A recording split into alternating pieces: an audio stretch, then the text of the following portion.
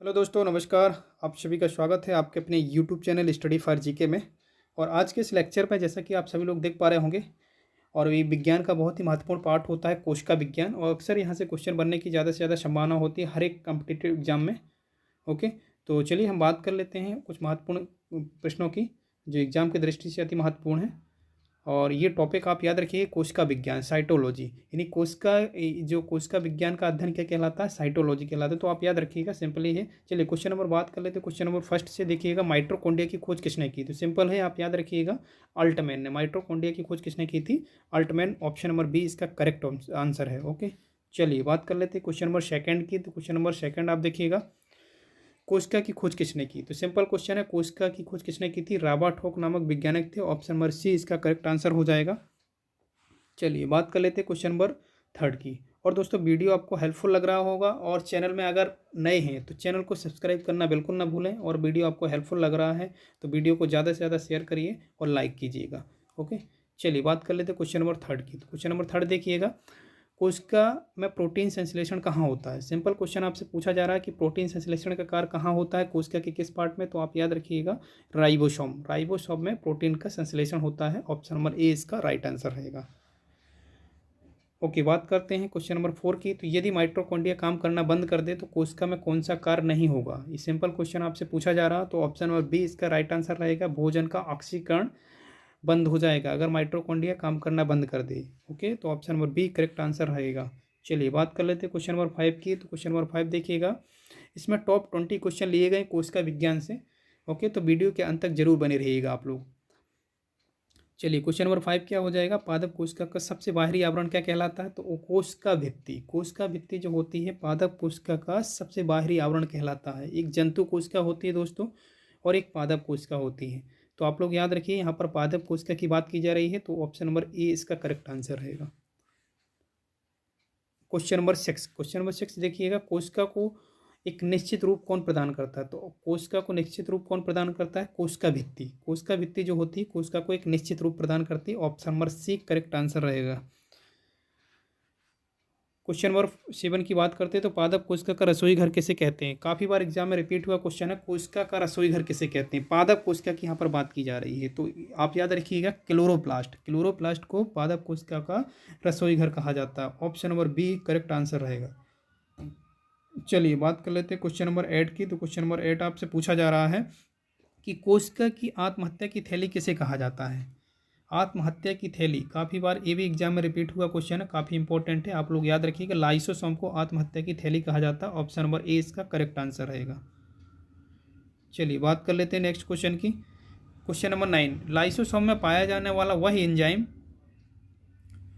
जिनमें जीवद्रव्य घुला देने या नष्ट कर देने की क्षमता होती है। देखिए, सबसे पहले अगर बात की जाए तो वह कौन सा एंजाइम है जिसके पास नष्ट करने की क्षमता होती है? तो आप याद रखिएगा, ऑप्शन नंबर ए सी इसका राइट आंसर हो जाएगा, हाइड्रोलाइटिंग एंजाइम। ओके, जीव द्रव्य नष्ट करने की क्षमता होती है हाइड्रोलाइटिंग एंजाइम में। ऑप्शन नंबर सी करेक्ट रहेगा। चलिए बात कर लेते हैं क्वेश्चन नंबर 10 की। तो पत्तियों को हरा रंग कौन प्रदान करता है? सिंपल क्वेश्चन है, आप याद रखिएगा, जिसे को पादप कोशिका की रसोई कहा जाता है, क्लोरोप्लास्ट को। Option number A correct answer हो जाएगा। चलिए बात कर लेते हैं क्वेश्चन नंबर 11 की। फूलों और बीजों को विभिन्न प्रकार के आकर्षक रंग कौन प्रदान करता है?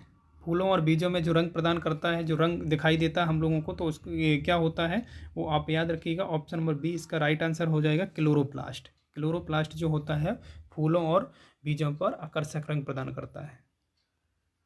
चलिए बात कर लेते हैं क्वेश्चन नंबर 12 की। तो क्वेश्चन नंबर 12 हो जाएगा, आवर्णी लवक मुख्यतः किस में पाए जाते हैं? जिसकी आवर्णी लवक को क्या बोलते हैं? ल्यूकोप्लास्ट। ओके, तो आप ऑप्शन नंबर ए इसका करेक्ट आंसर रहेगा, जड़ों की कोशिकाओं पर। Option number A correct answer रहेगा, जड़ों की कोशिकाओं में पाए जाते हैं आवर्णी लवक। चलिए क्वेश्चन नंबर 13 की बात कर लेते हैं। तो 80% से अधिक कोशिका में पाया जाने वाला पदार्थ है। देखिए सिंपल है, 80% से कोशिका में सबसे अधिक पदार्थ कौन सा पाया जाता है? ये आपको ऑप्शन दिए हैं ए बी सी डी। तो इसका राइट आंसर कौन सा हो जाएगा? ये आप याद रखिएगा, जल। जल जो होता है पूरे बॉडी में अगर बात की जाए तो 70% से भी अबव पाया जाता है। और इसी प्रकार से कोशिका में भी अगर बात की जाए तो कोशिका में 80% से अधिक मात्रा में जल पाया जाता है। चलिए साथियों, बढ़ते हैं नेक्स्ट क्वेश्चन की ओर। चलिए बात करते हैं क्वेश्चन नंबर 14 की। तो न्यूक्लियस के बाहर डीएनए कहाँ मिलता है? तो आप याद रखिएगा, ये क्वेश्चन आपके ऑप्शन नंबर दिए हैं, ऑप्शन नंबर आप याद रखिएगा, option number C correct answer रहेगा। तो माइट्रोकॉन्ड्रिया, माइट्रोकॉन्ड्रिया में क्या मिलता है दोस्तों? डीएनए, यानी न्यूक्लियस के बाहर भी डीएनए पाया जाता है। और कहाँ पर पाया जाता है? माइट्रोकॉन्ड्रिया पर। ओके, चलिए बात कर लेते हैं क्वेश्चन नंबर 16 की। कोशिका का जीवित अंश जीव द्रव्य कहलाता है। कोशिका का जो जीवित अंश होता है वो जीव द्रव्य कहलाता है। तो इसमें कौन सा राइट आंसर रहेगा? ABCD आपको दिए हैं, केवल कोशिका द्रव्य या केवल द्रव्य, केंद्र द्रव्य, केंद्रक द्रव्य पूछा जा रहा है। तो ऑप्शन नंबर सी इसका करेक्ट रहेगा, कोशिका द्रव्य, केंद्र द्रव्य और अन्य कोशिकांग। ओके, चलिए बात कर लेते हैं। इस वीडियो में हमने 20 क्वेश्चन अबव रखे हैं, यानी आप समझिए कि जो 20 क्वेश्चन लिए गए हैं दोस्तों वो काफ़ी इंपॉर्टेंट है एग्जाम की दृष्टि से। और कोशिका विज्ञान से वो हर एक क्वेश्चन लिए गए हैं जिसमें एग्ज़ाम में बनने की ज़्यादा से ज़्यादा संभावना होती है। ओके, चलिए बात कर लेते हैं क्वेश्चन नंबर 17 की। तो जीव द्रव्य जिसे प्रोटोप्लाज्म मिलते हैं, जीव द्रव्य शब्द का प्रयोग सर्वप्रथम किसने किया था? पुरकिंजे, पुरकिंजे नामक एक वैज्ञानिक थे जिन्होंने क्या किया था? जीव द्रव्य नामक शब्द का प्रयोग किया था। जीव द्रव्य को आप इंग्लिश में याद रखिएगा, प्रोटोप्लाज्म बोलते हैं। क्या बोलते हैं? प्रोटोप्लाज्म। चलिए बात कर लेते हैं नेक्स्ट क्वेश्चन की। Question number 18। तो क्वेश्चन नंबर 18 देखिएगा, न्यूक्लियस की खोज प्रथम बार किसने की थी? तो आप याद रखिएगा, रॉबर्ट ब्राउन ने। रॉबर्ट ब्राउन ने सबसे पहले क्या की थी? न्यूक्लियस की खोज की थी। न्यूक्लियस आप याद रखिएगा, ऑप्शन नंबर ए इसका करेक्ट आंसर रहेगा। क्वेश्चन नंबर 19 की बात करेंगे तो डीएनए का द्विकुंडलित संरचना मॉडल किसने प्रतिपादित किया था? तो जो द्विकुंडलित जो संरचना मॉडल था वो दिया था वॉटसन एवं क्रिक ने। तो आप याद रखिएगा, वॉटसन तथा क्रिक ने क्या दिया था? डीएनए का डबल हेलिक्स मॉडल दिया था। ऑप्शन नंबर सी इसका करेक्ट आंसर रहेगा।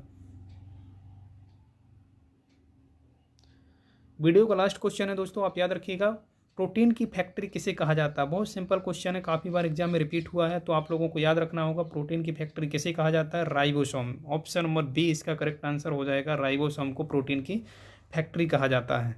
ओके, इस प्रकार से क्वेश्चन पूछे जाते हैं दोस्तों, आप याद रखिएगा जरूर इनको।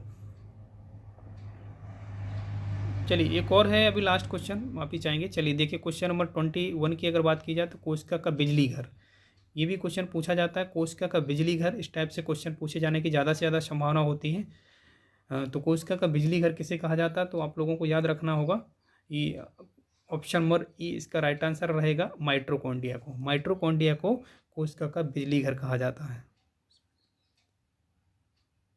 तो दोस्तों वीडियो ये कंप्लीट हो चुका है, और वीडियो आपको हेल्पफुल लगता है तो चैनल को सब्सक्राइब करना बिल्कुल ना भूलें। ओके, और मिलते हैं किसी नए वीडियो के साथ, तब तक के लिए आपसे विदा लेते हैं। जय हिंद, जय भारत।